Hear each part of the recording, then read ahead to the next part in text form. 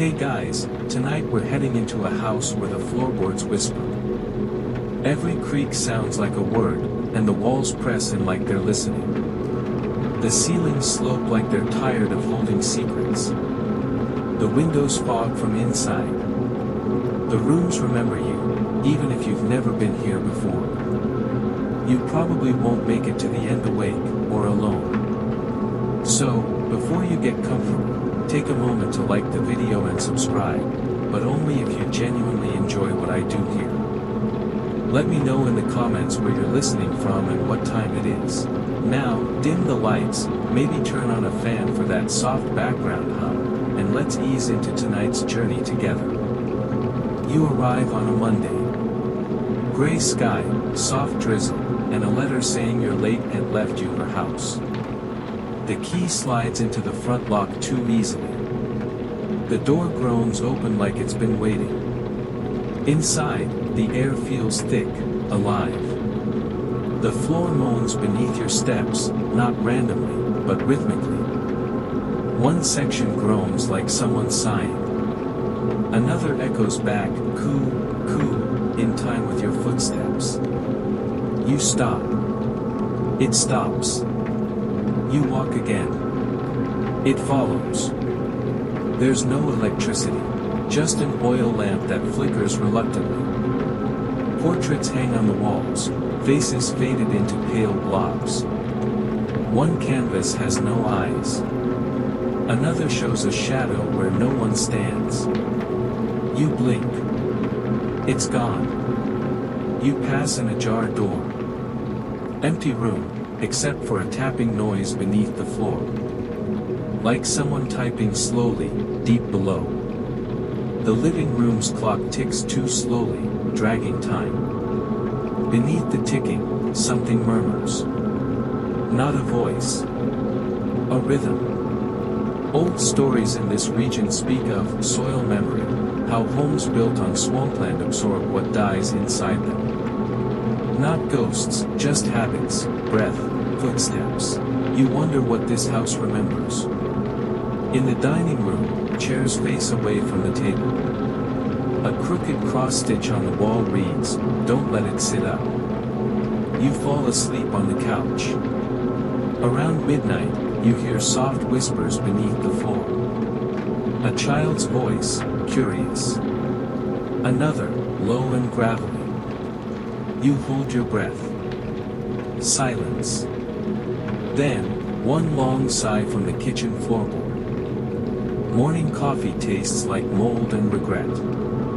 You call out into the house. No one answers. But when the breeze returns and rustles the curtain, windows closed, you hear your name. Not shouted. Not sung. Whispered, from the floorboards. You don't remember ever owning a doll like this. It starts with a dragging noise from the attic. Fabric, maybe. Sliding slowly across dry wood. You follow the sound, pulling down the narrow ladder. No creak.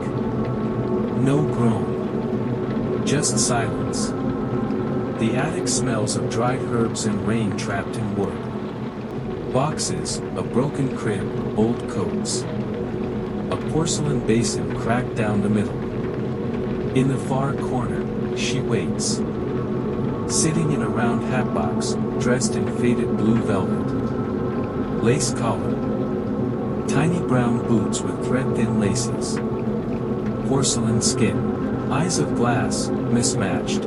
One looks past you, the other just over your shoulder.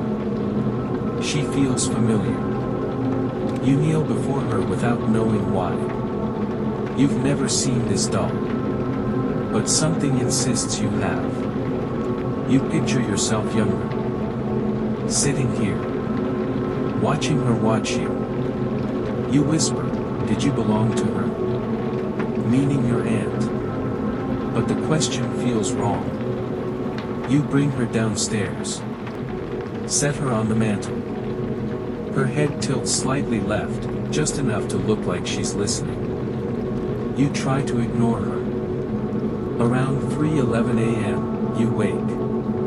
The house has gone silent. Not calm, vacant. Then, tap. Tap. Tap. The sound comes from the doll. She hasn't moved. But her dress is slightly wrinkled now. A smudge of soot marks her cheek. You say a name out loud. You don't know where it comes from. It just rises in your throat. And the doll almost smiles. You've heard of a whisper doll.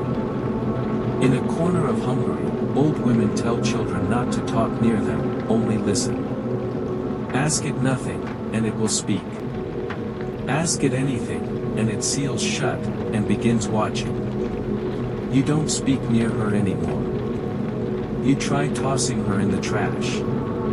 She's back on the table the next time you pass. Damp boots, muddy footprints that stop in the middle of the living room. No sound. No movement. Just her, returned. Later that night, something beneath the floor hums a lullaby. You know the tune. You don't know how. You hum along. You find the nursery by accident. The wall gives under your weight, just enough to reveal a seam. A hidden panel. You press harder. The wood shifts with a soft exhale. Behind it, a narrow hallway not shown on any blueprint. The wallpaper's faded with peeling birds in mid-flight. The air's still, cold, and untouched. At the end, a child-sized door. Porcelain knob. You turn it awkwardly. The room beyond smells faintly of lavender and something sour. A crib, a canopy of rotted lace. Wooden animals circle the crib like they were frozen in play. Nothing is covered in dust. Not even the floor. The blanket in the crib is freshly folded. The windows sealed shut. You tap the glass, no view. Just black. Not night. Something deeper. You crouch by the crib and find a hand mirror. Cracked. It warps your reflection, wide eyes, crooked smile. The back is carved with words, don't forget who sleeps beneath. Burnt wax stains the baseboards. Scratched symbols mark the floor. Circles. Repeating. Familiar but unplaceable. The wardrobe in the corner holds no clothes. Just dolls. 15. All in blue dresses. Brown boots. Some cracked, some clean. One has no name stitched in its hem. Its hands are dirty. In an old Scottish tale, they speak of memory nurseries, rooms sealed after a child's death. Not haunted, exactly. Just full. Grief seeps into toys. Toys remember things people forget. You close the wardrobe slowly. In the mirror's reflection, someone standing by the crib. Small. Still. You turn. No one. Just the canopy, gently swaying. You shut the door behind you and return to the hall. The panel closes on its own. Later that night, you find the unnamed doll again, in the nursery crib. You're sure you moved her. Now her eyes point straight at you. Both of them. You start avoiding the fireplace. It dominates the parlor, wide stone mouth, iron grate, untouched by flame for years. But the air around it never cools. It smells of old ash and scorched cloth. At first, it's just a strange scent. Then, when the wind stops outside, you feel it, breathing. A slow exhale of warm, dusty air. You see soot lift from the hearth in small black flecks. Floating upward without fire. Then, a whisper. Too faint to understand, until you hear your name. You try sealing it. Towels, blankets, the iron gate drawn tight. Still, the smell seeps through. Still, it speaks. One night, the voice changes. Becomes familiar. Your aunt's voice. Soft and warning. Don't let them get cold. Keep the heads facing north. If it rocks, don't stop it. There's a Welsh belief, chimneys are the throats of houses. They breathe in sorrow. And if they breathe too long, they learn names. One evening, you spot something inside. A flash of blue velvet. A small shoe. You blink. It's gone. You find the doll again, sitting calmly by the hearth. She wasn't there before. Her hands folded, her head slightly bowed toward the ashes. You shine a flashlight into the fireplace. It doesn't go deep. But faint scratches mar the stone, circular patterns, like something turning slowly. Worn down. Far at the back, a tiny porcelain finger gleams in the dark. You back away. That night, the hearth exhales again. You feel the air brush your cheek, warm and stale. A child's giggle rises from the chimney. Then a small, wet cough. You sleep in another room. You try. But at 3:11 a.m., you always wake.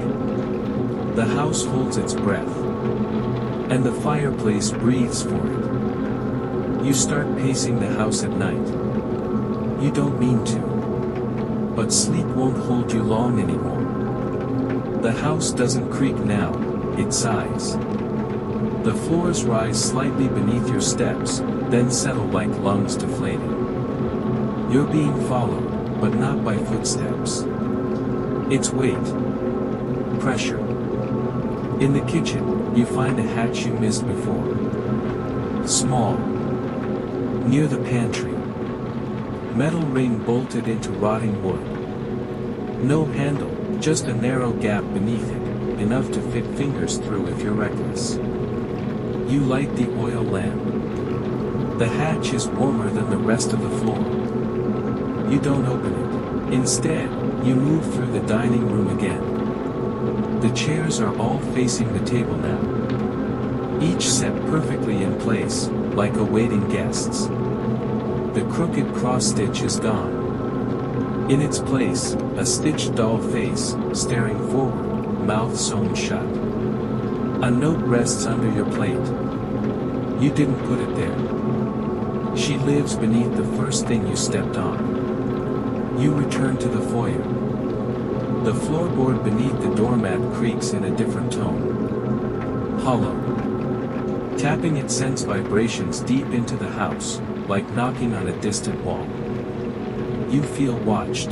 There's an old Bavarian tale about threshold burials, infants buried under entryways so their spirits would guard the home. But sometimes, if unloved or unnamed, they begin to wander beneath the wood. You don't remember stepping on anything when you first arrived. But you did. You always do. The doll is missing again. You find a single boot by the hatch. That night, something scratches from underneath the floorboards. Not frantically. Curiously. Like it's trying to learn the grain of the wood. You lie down, press your ear to the ground. The scratching stops. Then, softly, will you make room for me?